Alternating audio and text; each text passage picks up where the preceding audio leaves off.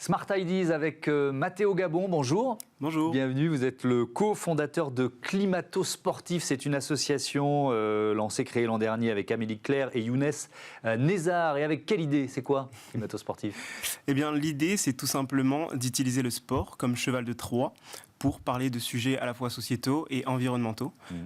On était en colocation et en fait, est arrivé un jour une manchette que l'on a portée lors de nos compétitions. Donc c'est une manchette aux couleurs des bandes du réchauffement climatique.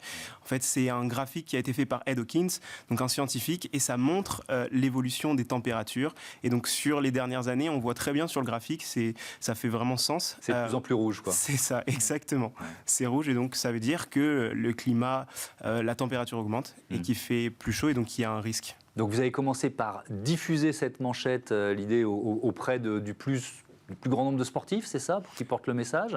Dans un premier temps, on a porté, nous, la manchette en tant que sportif. Ouais. C'était vraiment juste... Vous êtes tous les trois compétiteurs? Moi, je fais du sprint, du 200 mètres. Younes aussi, du sprint. Amélie, elle, fait de l'escrime. Et donc, par exemple, la semaine dernière, j'ai eu la chance de faire les championnats de France élite sur 200 mètres. Et donc, j'ai pu porter cette petite manchette. Et donc, ça a fait un rappel visuel à ces bandes du réchauffement climatique. Donc, on les porte pour pouvoir sensibiliser.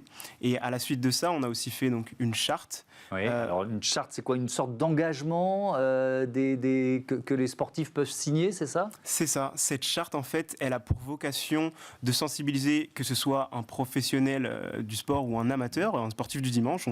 On veut s'adresser à n'importe qui pour leur dire qu'il est possible de faire du sport différemment, qu'il existe des alternatives. Donc ces engagements, ça va viser par exemple sur les moyens de transport, sur la manière de s'alimenter en tant que sportif, sur la manière de s'équiper, la manière de s'informer et de communiquer. Et ces sportifs-là, on leur dit qu'il est possible de faire différemment. Moi, par exemple, je ne mange pas de viande et j'ai réussi à faire partie des 16 meilleurs Français. Oui, effectivement, ça marche aussi. Tiens, on va reprendre un certain nombre de ces engagements. Sur le déplacement déjà, on sait que, alors c'est pas seulement vrai des événements sportifs, c'est vrai aussi par exemple des grands concerts, des grands événements. L'impact maximal de ces événements, c'est le déplacement d'abord des spectateurs, mais aussi d'une certaine façon des participants. Comment on peut lutter contre ça? Il y a un moment où on est quand même un peu dans le mur de la réalité, quoi. Oui, totalement. Mais je suis très content que vous me posiez cette question parce que moi je suis ingénieur et je trouve que pour les ingénieurs en fait c'est ça qui nous intéresse vraiment. On se dit il y a quelque chose à faire, il faut qu'on réfléchisse sur comment faire autrement, qu'est-ce qu'on peut proposer de nouveau.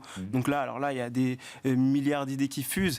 On peut proposer par exemple des rediffusions comme il y a eu lieu partout en France avec quelque chose qui est plus télévisuel, avec moins de transport par avion, proposer comme le fait en France des lieux uniquement accessibles en train.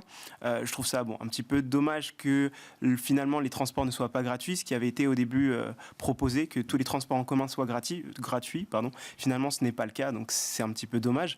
Là, vous parlez des Jeux Olympiques, par exemple? Oui, les Jeux Olympiques, oui. Donc, par exemple, sur les sujets des transports, il y a vraiment des choses à faire. Proposer des lieux qui sont uniquement accessibles en transport en commun, proposer forcément moins de transport en avion pour y accéder, et des rediffusions télévisuelles.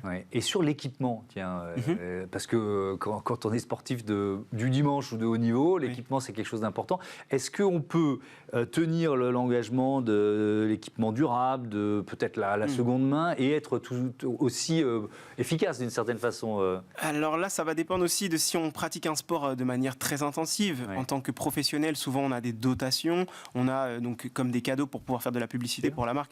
Donc dans ces cadres-là, c'est compliqué, mais en tant que consommateur, on a aussi, nous, le choix et je dirais même la responsabilité de pouvoir prendre peut-être du seconde main.